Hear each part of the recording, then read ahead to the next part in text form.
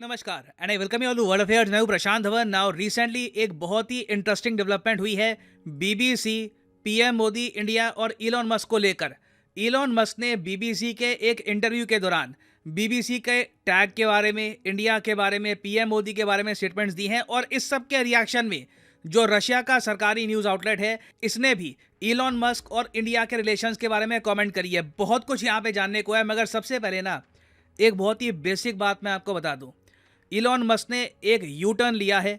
इन्होंने ये डिसाइड किया है कि बीबीसी, ब्रिटिश ब्रॉडकास्टिंग कॉरपोरेशन, जिसके बारे में आपने बहुत बार सुना होगा, इनका न्यूज़ चैनल है, यूट्यूब पे ये लोग हैं, ये डॉक्यूमेंट्रीज बनाते हैं, यूके की सरकार से इनको फंडिंग मिलती है और इनके दुनिया भर में आपको बहुत सारे चैनल मिलेंगे। तो बीबीसी का जो ट्विटर अकाउंट था ना, उस पर ट्विटर की अथॉरिटीज ने एक टैग डाल दिया था जो बीबीसी को पसंद नहीं आ रहा था। ये टैग था गवर्नमेंट फंडेड मीडिया का। देखो, कोई भी न्यूज़ चैनल हो, उसके नीचे आप डाल दो कि इस न्यूज़ चैनल को सरकार से पैसे मिलते हैं, तो इमीडिएटली ना जो क्रेडिबिलिटी है उस न्यूज़ चैनल की वो कम हो जाएगी। आप सोचोगे अच्छा ठीक है, ये तो मैं सीधा गवर्नमेंट का वर्जन सुन रहा हूँ, यहाँ पर मुझे एक न्यूट्रल व्यू चाहिए। तो इसलिए ना बीबीसी को जब अपने ट्विटर अकाउंट के यहाँ पर ये गवर्नमेंट फंडेड मीडिया दिखा, ये लोग काफ़ी चिंतित हो गए और इन्होंने इलॉन मस्क को कंप्लेन करी कि प्लीज़ ये जो गवर्नमेंट फंडेड मीडिया का टैग है ये हटाओ। ना सिर्फ बीबीसी, एक और बहुत ही इंपॉर्टेंट न्यूज़ नेटवर्क है एनपीआर के नाम से, इसके नीचे भी इलॉन मस्क ने लगवा दिया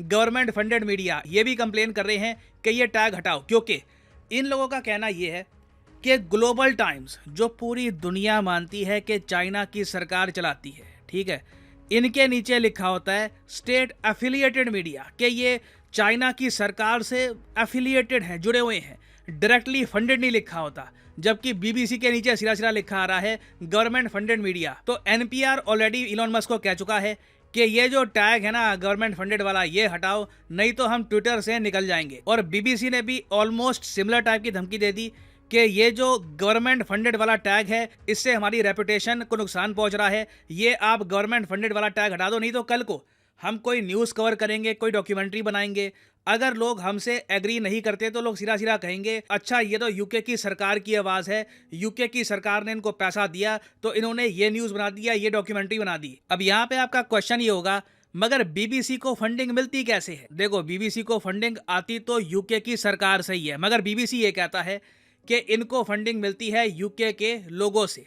होता यहाँ पर क्या है कि यूके के जो आम नागरिक हैं ये लाइसेंस फी देते हैं यूके की सरकार को। यूके की सरकार पैसा इकट्ठा करती है और उसके बाद, वैसे देखो, लाइसेंस फी कितनी होगी, बीबीसी को कितना पैसा जाएगा, ये सारे निर्णय लेती है यूके की सरकार। तो बीबीसी का तर्क ये है कि इनको पैसे लाइसेंस फी के अंडर सिंस यूके की जनता दे रही है और गवर्नमेंट बस सारा पैसा मैनेज करती है ना, तो बीबीसी को एक सरकारी न्यूज़ आउटलेट नहीं कहना चाहिए।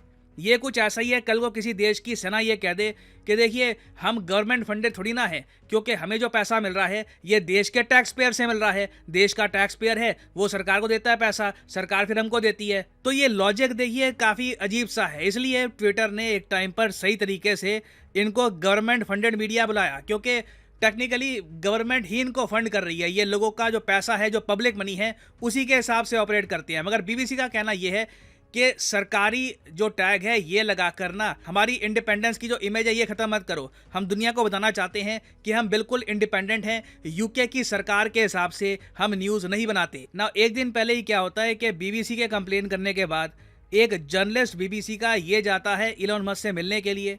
एक इंटरव्यू होता है जहां पर इलॉन मस्क बीबीसी के जर्नलिस्ट से सिरा सिरा ये पूछते हैं कि तुमने अपनी अकाउंटेबिलिटी के बारे में क्या किया है। जब ब्रिटिश गवर्नमेंट तुमको कहती है कि ये न्यूज़ कवर करो तो उसके बाद तुम कवर कर देते हो, कुछ सोचते थोड़ी ना हो कि ये न्यूज़ सही है या नहीं है। ये जो छोटी सी क्लिप है 40 सेकंड की, ये आप देखिए। And not reporting on that at all. And what about the fact that the BBC was put under pressure by the British government to change its editorial policy? Are you aware of that? This is not an interview about the BBC. Oh, you thought it wasn't? I see now why you've done Twitter Spaces. I am not a representative of the BBC's editorial policy. I want to make that clear. तो इस interview में Elon Musk ने काफ़ी बार BBC की जो hypocrisy है इनके सामने बोली कि ब्रिटिश गवर्नमेंट ने तुम पे प्रेशर डाला और तुमने उसके हिसाब से काम किया था ना। जर्नलिस्ट चुप हो गया। उसने एंड में यही बोला कि हाँ, ये इंटरव्यू बीबीसी के बारे में थोड़ी ना है, आपके बारे में है। तो देखो, इलॉन मस्क ने अपनी पावर में जो ये कर सकते थे किया, मगर रियलिटी ये है कि बीबीसी को फुल बैकिंग है यूके की सरकार की, और कहीं ना कहीं इलॉन मस्क को झुकना था और इलॉन मस्क झुक गए हैं। बीबीसी के जो भी ट्विटर अकाउंट थे उस पे से जो ये गवर्नमेंट फंडेड मीडिया का टैग है ये हटा दिया जाएगा ना। हो सकता है कि ये टैग हटाकर कोई और टैग ये लोग डालें, मगर अभी के लिए मैं कहूँगा बीबीसी की एक बड़ी जीत है। अब इन द फ्यूचर अगर मान लो कोई बिल्कुल नया आदमी आता है सोशल मीडिया पर, उसको पता नहीं है बीबीसी की हिस्ट्री के बारे में, वो बीबीसी को यही समझेगा अच्छा ठीक है, जैसे सीएनएन है, जैसे कोई इंडियन न्यूज़ आउटलेट है, जैसे टाइम्स नाउ है, जैसे एनडीटीवी है, वैसे ही बीबीसी है। उसको रियलिटी का भी पता नहीं लगेगी कि बीबीसी की जो एक्चुअल फंडिंग है वो कहाँ से आती है, अनलेस वो बहुत ज़्यादा रिसर्च नहीं करता ना। अब इंटरेस्टिंग बात यहाँ पर ये देखिए, ये जो पूरा इंटरव्यू हो रहा था इलॉन मस्क का, इसमें सारा फोकस वैसे था बीबीसी के टैग पर, बीबीसी की फंडिंग पर, मगर बीबीसी की एक ऑब्सेशन है इंडिया के प्राइम मिनिस्टर को लेकर। बीबीसी के इंटरव्यूअर इंडिया के पीएम को भी इस इंटरव्यू में लेकर आ गए। इन्होंने सवाल पूछा कि इलॉन मस्क, आपके हाथों क्या ट्विटर न्यूट्रल है, क्या ट्विटर निष्पक्ष है आपके अंडर? क्योंकि पीएम मोदी पर बीबीसी ने एक डॉक्यूमेंट्री बनाई थी। इंडियन गवर्नमेंट ने यह कहा था कि यह डॉक्यूमेंट्री एक प्रोपेगेंडा का पार्ट है और इंडिया में जो ये डॉक्यूमेंट्री है ये कहीं पर स्ट्रीम नहीं हुई। नाउ बीबीसी ने कोशिश करी कि ट्विटर पे ये डॉक्यूमेंट्री डाले, मगर ट्विटर ने ये जो डॉक्यूमेंट्री है ये टेक डाउन कर दी। ऐसा आपने क्यों किया? क्या आप फ्री स्पीच को सपोर्ट नहीं करते? तो इलॉन मस्क से सवाल तो बहुत ही मुश्किल पूछा गया। इन्होंने तो पहली बात तो अपने आप को दूर कर लिया कि मुझे पता नहीं कि ये कब हुआ था, कब किया गया था, मगर आगे इन्होंने ये ऐड किया है कि इंडिया में जो लॉज हैं उसके हिसाब से हमको काम करना होगा। हम ये नहीं चाहते कि हमारे जो एम्प्लॉयज़ हैं किसी कंट्री का कानून तोड़ के जेल चले जाएं, तो लॉज के हिसाब से तो हम लोग काम करेंगे। तो इलॉन मस्क ने कैटेगोरिकली आप कह लीजिए ये बात समझा दी है बीबीसी को कि फ्यूचर में भी अगर ऐसा होता है तो सरप्राइज मत होना, जो भारत के कानून हैं उनके हिसाब से ही ट्विटर एक्ट करेगा। मगर इलॉन मस्क की जो आलोचना है कई लोगों ने ब्रिटेन की साइड से तब भी करी, ये कहकर कि बिल्कुल रिसेंटली कुछ ही दिनों पहले इलॉन मस्क ने अपने ट्विटर अकाउंट से इंडिया के प्राइम मिनिस्टर को फॉलो करना स्टार्ट कर दिया था। इससे देखिए एक स्पेकुलेशन खड़ी हो गई है, रूमर आप कह लीजिए खड़े हो गए हैं ऑनलाइन कि शायद फाइनली टेस्ला को एक एंट्री मिलने वाली है इंडिया की मार्केट में। रशिया का जो सरकारी मीडिया आउटलेट है जिस पे लिखा होता है रशिया स्टेट एफिलिएटेड मीडिया, ये यहाँ पर इन्होंने रिसेंटली कहा है कि Tesla and SpaceX founder Elon Musk sparks a wave of speculation as he starts following Indian prime minister Narendra Modi. और उसके नीचे यहाँ पर लिखा है कि सोशल मीडिया यूजर्स अब एज्यूम कर रहे हैं कि टेस्ला की हो सकता है कि आने वाले 1 या 2 साल में फाइनली एक ग्रैंड एंट्री होगी इंडिया की मार्केट्स में। और इसको लेकर इन लोगों ने मीम्स वगैरह भी बनानी स्टार्ट कर दिया इस तरीके से। अब यहाँ पे आप पूछोगे इस सब से इंडिया को क्या लेसन्स मिलते हैं? इंडिया के लेसन्स मैं कहूँगा बहुत ही ज़रा सिंपल है। यहाँ पर हमें ये देखना होगा कि ब्रिटेन ने कितने ज़रा चालाकी से बीबीसी को पहले तो सरकारी किया।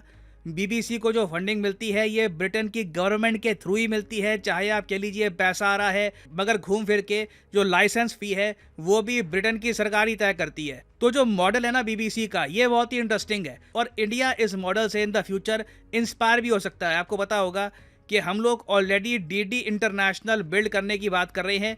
रिसेंटली इसको लेकर कुछ डेवलपमेंट्स भी हुई थी। बताया जा रहा है कि यप टीवी जिसकी एक काफ़ी बड़ी कवरेज है यूके, यूरोप और मिडल ईस्ट में, इनके साथ कोलैबोरेशन स्टार्ट हो गई है डीडी की। मगर अभी तक एक प्रॉपर जैसे बीबीसी वर्ल्ड वाइड फैला हुआ है वैसे इंडिया का एक वर्ल्ड वाइड नेटवर्क हमने लॉन्च किया नहीं है। तो अगर हम इसको लॉन्च करते भी हैं तो इसको भी शायद अगर हम लाइसेंस फी वाले मॉडल से लॉन्च करते हैं तो कभी भी ट्विटर या फेसबुक कभी भी ये नहीं कह पाएगा कि ये जी गवर्नमेंट फंडेड है। और इससे हमारे न्यूज़ आउटलेट की जो क्रेडिबिलिटी है, जो विश्वसनीयता है, ये भी काफ़ी हद तक बढ़ेगी। और मैं आपको बता दूं दुनिया में बहुत सारे देश हैं ये बीबीसी का मॉडल फॉलो करेंगे कि सही है लाइसेंस फी कुछ भी आप गोलमोल कह लीजिए कि कहीं से पैसे आ रहे हैं, पैसे घूम फिर के आते हैं सरकार से ही है, मगर आप ऑन रिकॉर्ड ओपनली नहीं कह सकते कि ये जो चैनल है ये गवर्नमेंट फंडेड है। तो ये देखिए एक नया युग है न्यूज़ का, जहाँ पे बड़े बड़े न्यूज़ आउटलेट्स इस बात को लेकर लड़ पड़ते हैं कि इनकी इमेज खराब ना हो जाए, दुनिया को ये ना पता लग जाए कि इनकी फंडिंग एक्चुअली यहाँ कहाँ से रही है। नाउ टेस्ला इंडिया में आएगा या नहीं आएगा इसको लेकर अभी काफ़ी इन द फ्यूचर रिपोर्ट्स आएंगी।